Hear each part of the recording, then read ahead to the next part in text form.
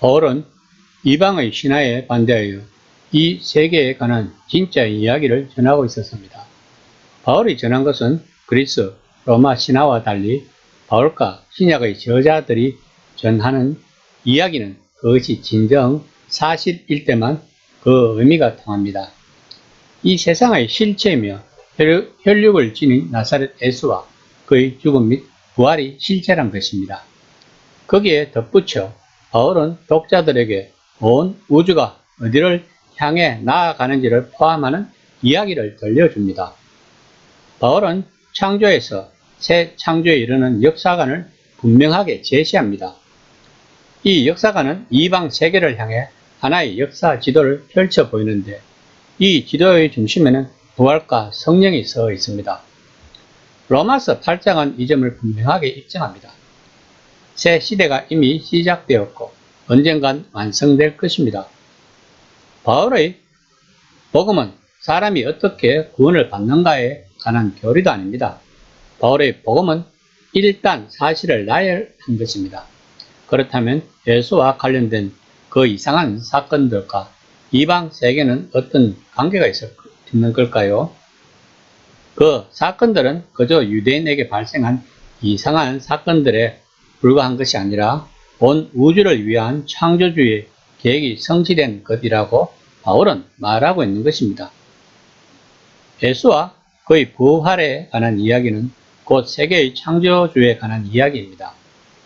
즉 어떻게 창조주 하나님이 예수를 통해 모든 세계의 진정한 왕이 되시는가에 관한 이야기입니다.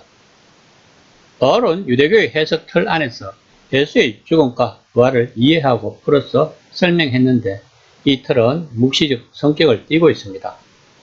이 말은 이런 사건들이 우주적 중요성을 지닌다는 의미입니다. 이 소식, 즉 이 세계의 창조주가 아까 죽음을 물리치고 모든 세계가 자신의 것이라고 주장함으로써 만유 안에 만유가 될 것이라는 소식이 바로 이방인을 위한 기쁜 소식이라고 바울은 생각하고 이방 사역에 열심이었습니다. 오늘 본문 말씀은 십자가의 능력에 대해서 이야기하는 내용입니다. 2장 1절에서 2절 말씀입니다.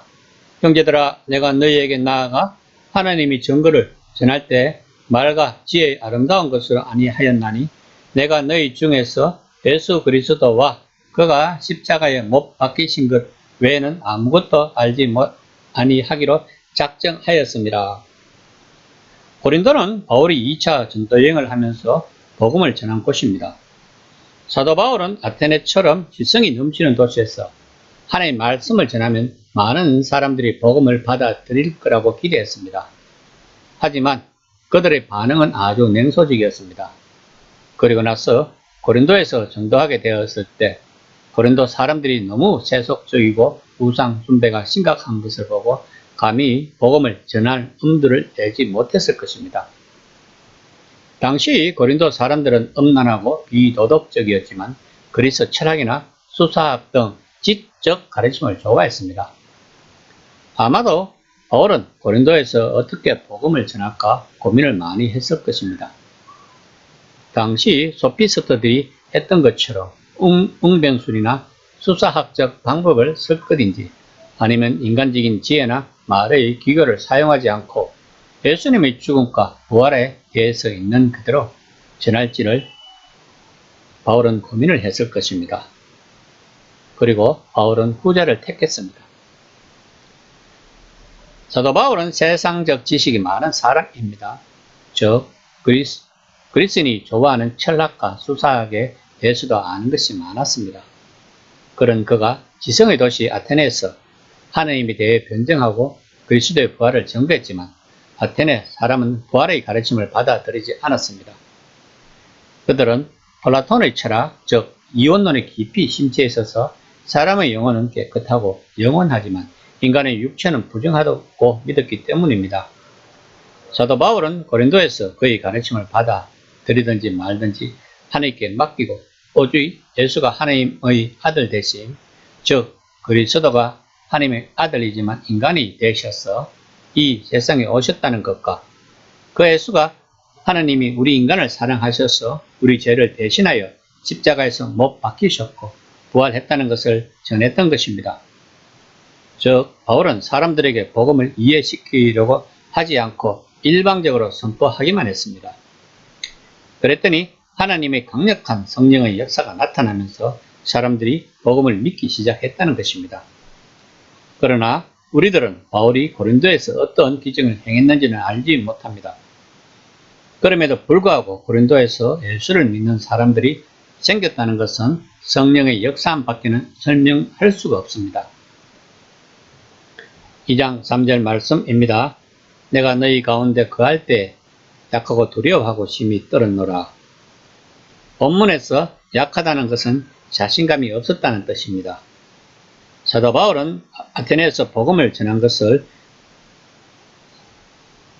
실패를 맛본 후 고린도에서 자신이 없었던 것입니다.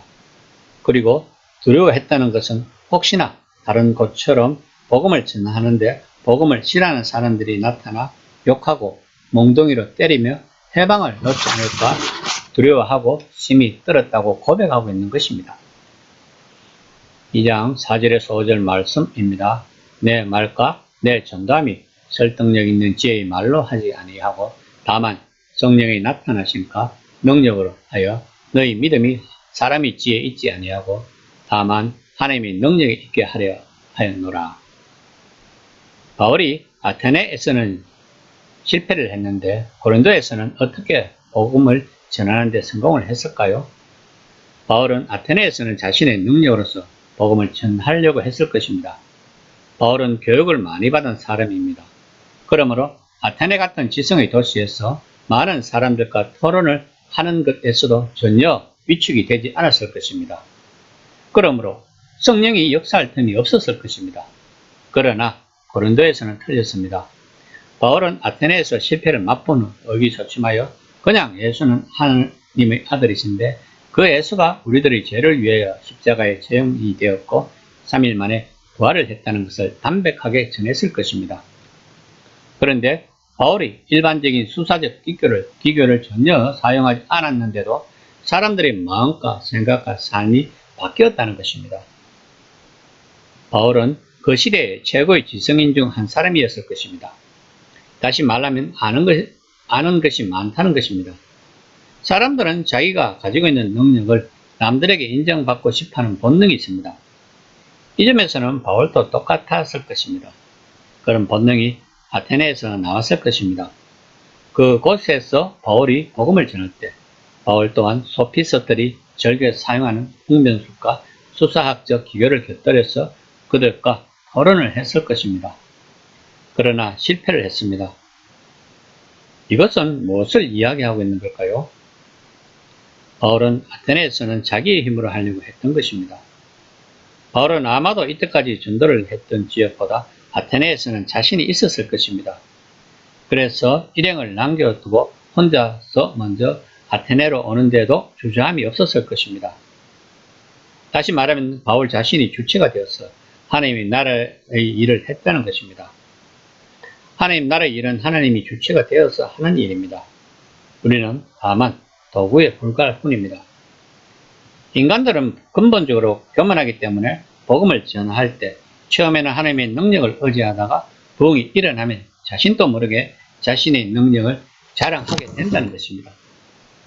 그래서 성공한 많은 목회자들이 말로가 좋지 않은 것을 볼 수 있는 것입니다. 하나님 나라의 일은 십자가의 능력으로 하는 것이라는 것을 오늘 본문은 말하고 있습니다. 우리들은 그저 그런 하나님을 따라가는 것입니다. 이것을 믿음이라고 바울은 이야기하고 있습니다. 그러면 우리들은 하나님을 따라가려면 하나님의 뜻이 무엇인지 알아야 합니다. 그러므로 우리들은 성경을 열심히 읽고 묵상을 하여 하나님의 뜻을 알아야 우리들은 하나님 나라의 백성으로서 삶을 살 수 있습니다. 이 시간에 생각해 봅시다. 나는 십자가의 능력이 나의 삶에서 어떻게 적용이 되는지